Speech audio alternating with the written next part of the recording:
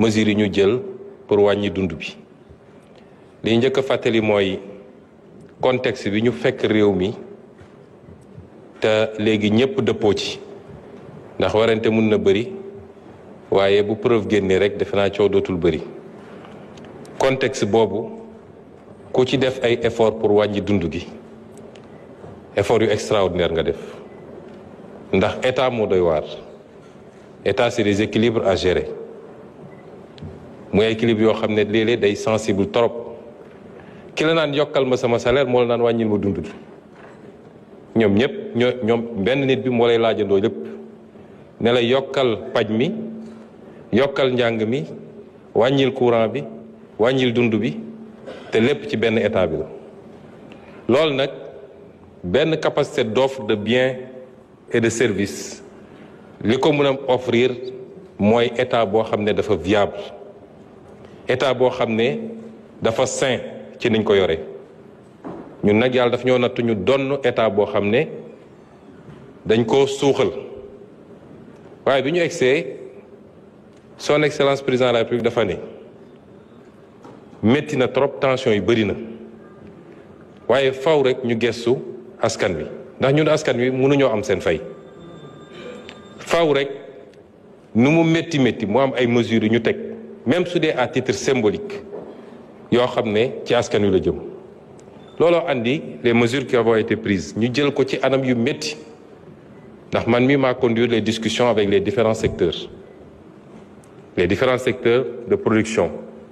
les importateurs les meuniers les sucriers ñëpp koo ci wax mu ne la mënuñu laal dërëm ci prix bi parce que conjoncture mondiale bi parce que ñu def ay liggéey ak les services compétents ba démontrer ni am na marge nu mu tuuti état bi tam accepté bàyyi lu bëri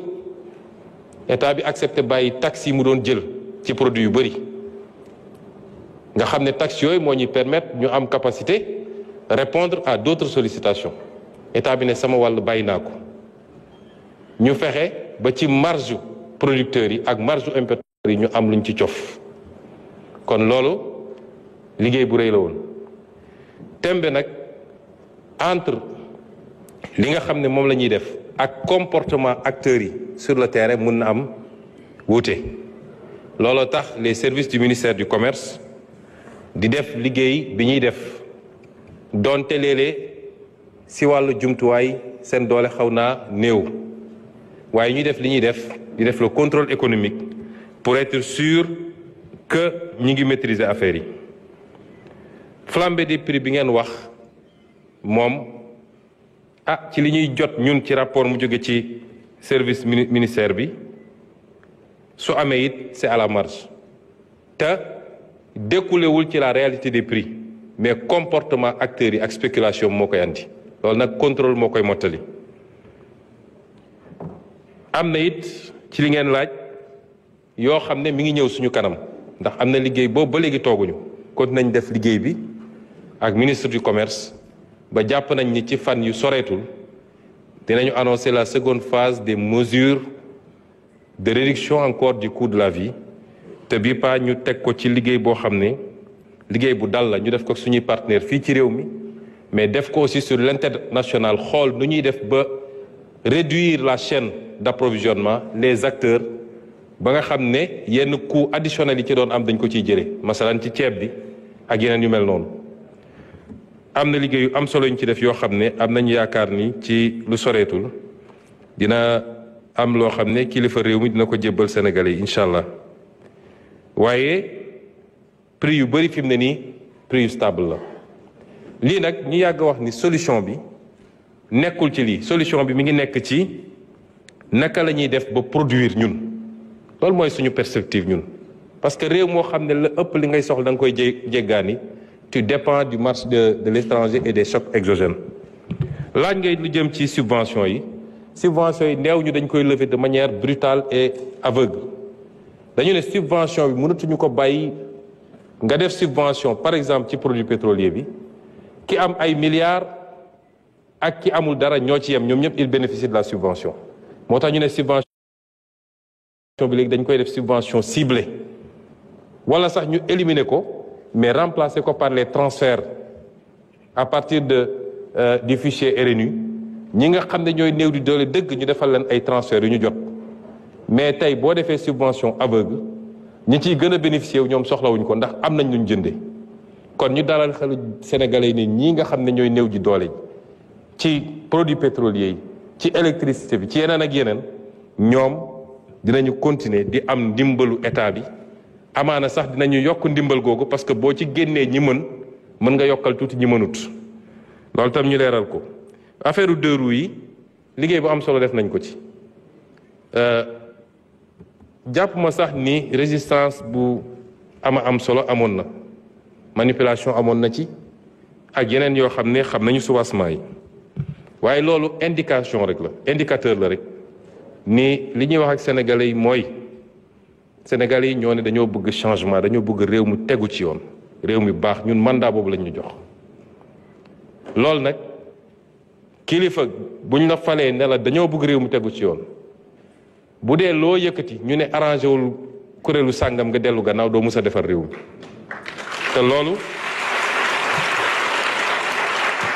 te loolu moo tardeel Sénégal te li ci ëpp nag ki ko doon bañ sax bu demee ba ci biir moo ci gën a njëkk a gis njëriñam moo tax la responsabilité de l'autorité c'est de faire le bien des populations quelquefois malgré elles-mêmes ça c'est la responsabilité du dirigeant et je pense que l'opération se passe très bien bu ñu paree phase bi dinañu évaluer ndax lépp a ngi ci biir ci lu ñu war a régulariser ñi nga xam ne mënuñu régulariser lu ci bëri problème mu papier la CMC wala yu mel noonu ci biir am na ñoo xam ne ils sont de bonne foi am na ñoo xam ne moto yoo xam ne la dañ koo def affaire u séeréer kon mënuñu dajale lépp ne dañuy régulariser l'opération se passe très bien li ci ëpp ci ñoom régulariser nañ la ci des nag on verra au cas par cas incha allah buñ ci tollee parce que la gouvernance c'est être ferme quand il le faut mais c'est aussi faire preuve de flexibilité et de compréhension parce que ñëpp suñu njaboot lañu déguerpissement yi nga wax ñun li ñuy def rek ci li ma mujjee daane léegi lañ koy defee li yoon wax lii la mais nañu xool nu ñuy defee mesure d'accompagnement ak nu ñuy defee yërmandi réew. Je vous remercie, monsieur le Premier ministre. ci li ñu fas yéene def ndax rapport bi génn na li am na yàqute bi xóot na jéggi na dayoo waaye dañoo gëm ni peuple sénégalais am na les ressources et les moyens de dépasser rapidement cette situation nekkuñu fii pour di jooytoog di apitoyer sur notre sort waaye baax na ñu xamal ñi ñu wóolu ba teg ñu fii li xew ci réew mi ak fi ñu ko fekk bi loolu amee ba pare nag sursaut la laaj un sursaut national ci sursaut boobu am na lu war état bi waaye am na lu war citoyen kenn ku nekk ci ñoom état bi nag moo war a njëkk a joxe exemple parce que nit ñi boo leen bëggee jëmale fenn da nga leen fay jiitu mënuñu laaj sénégalais yi ñu def ay sacrifice te état bi du ko def yan sacrifice la état bi bëgg a def am na loo xam ne ay mesures correctives la yu jëm ci finance publique pure sur et dure defe naa keroog ci seen conférence de presse ministre bi àddu woon na ci te amaana su dee laaj ñëw na ci lool moom na ci àddu mënoon naa ko faram-fàccewaat ci ay mesures yu gàtt waaye comme temps bi léeg-léeg daf ñuy xaw a manqué ma jëm directement ci li nga xam ne mooy les mesures de réduction du train de vie de l'État. Ces mesures commenceront par la rationalisation des agences d'exécution. Des manquements graves ont été relevés dans la gouvernance économique et sociale de ces entités, marquées entre autres par une inflation des agences. Agences yi bëri na demoon nañu ba réew mi da ngay dagg agence pour placer benn client politique benn responsable politique sans que mu répondre ci benn cohérence d'ensemble. ñu ne bu njëkk bi mooy il faut que ñu rationaliser agence yooyu nga xam ne non seulement inflation am na mais bor gu bëri léegi-léeg day am ci agence yooyu boole kook agence yi dafa dem ba nekk nag centre des œuvres sociales boo xam ne kuñ ci teg rek la ngay njëkk a def mooy sama clientèle politique naka laay def ba fat leen donte correspondre ak un besoin et à des emplois effectifs réew mi am na ñoo xam ne weer wu ne ñu fayeeku te mosuñoo dem bërëb bu ñuy liggéey ñu boole ci loolu nag day jur masse salariale boo xam ne tey état bi egg na foo xam ne état Sénégal attanu ko parce que nag lii ñuy wax ni yëpp li ko andi mooy un état qui a voulu vivre au-dessus de ses moyens li ko andi mooy yàkkamti ak nekk dans la course électorale du prochain mandat dinaa ci dellu si waat yooyu yëpp nag nga boole kook gestion boo xam ne c'est une gestion inefficiente et enfin ay choix d'investissement yoo xam ne yu douteux la yoo xam ne opportunité bi de établir ñu ko te résultat ñu ci doon xaar amul à ce titre au plus tard à fin juin 2025 les agences d'exécution et de structures administratives similaires ou assimilées dont les missions se chevauchent seront regroupées et d'autres dont les missions peuvent être efficacement prises en charge par des directions centrales ou d'autres administrations non personnalisées de l'État sont supprimées. Des mesures d'accompagnement seront mises en œuvre pour préserver les intérêts des travailleurs. À titre indicatif, je peux mentionner déjà la fusion du Fonds d'impulsion de la microfinance, du Fonds national de la microfinance et du Fonds d'appui à l'économie sociale et solidaire. Ces trois fonds qui répondent à la même vocation. La fusion du Fonds d'appui à l'investissement des Sénégalais de l'extérieur et du Fonds des crédits femmes diaspora. La fusion de l'Agence nationale pour les énergies renouvelables et de l'Agence pour l'économie et la maîtrise de l'énergie. La fusion de l'Office national de formation professionnelle et du Centre national de qualification professionnelle. La fusion du Fonds d'appui à la promotion de la petite et moyenne industrie,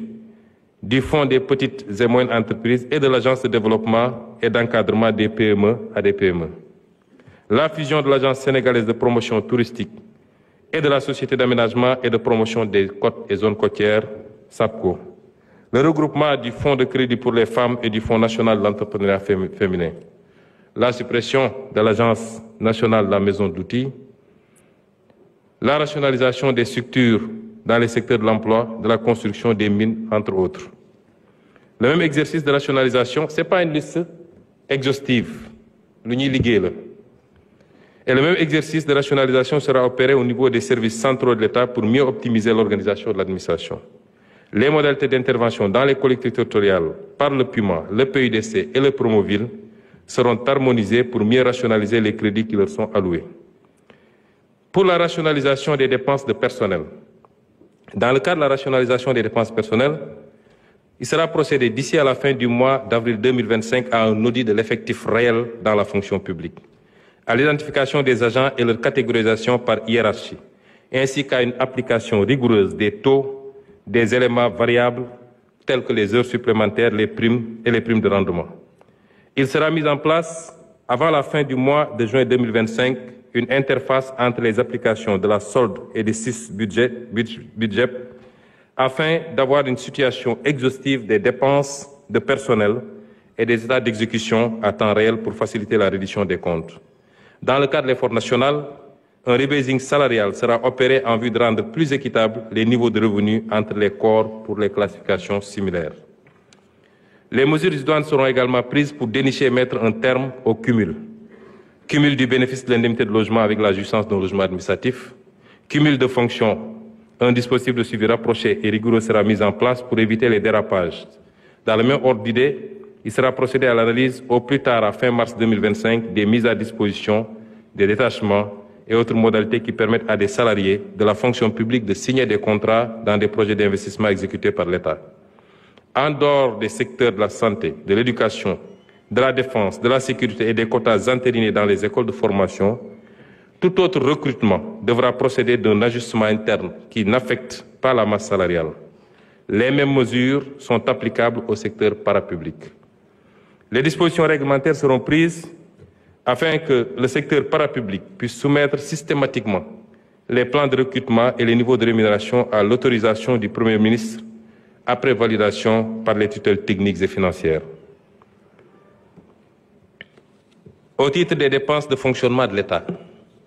l'accent sera mis sur la centralisation de certains achats de l'État. Elle concernera notamment les véhicules administratifs et le carburant. les titres de transport, le mobilier et matériel de bureau, le matériel informatique, les logiciels, les frais de publicité, les médicaments et produits pharmaceutiques. S'agissant spécifiquement des véhicules administratifs, le gouvernement va abaisser le standing des nouvelles acquisitions de véhicules en procédant à l'acquisition de véhicules en berline de moyenne gamme. Soumettre toute nouvelle acquisition de véhicules à une commission restructurée chargée des véhicules administratifs. Geler les acquisitions de véhicules par le mécanisme dit de car plan en attendant de mieux encadrer cette pratique.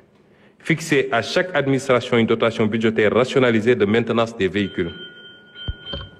Merci beaucoup.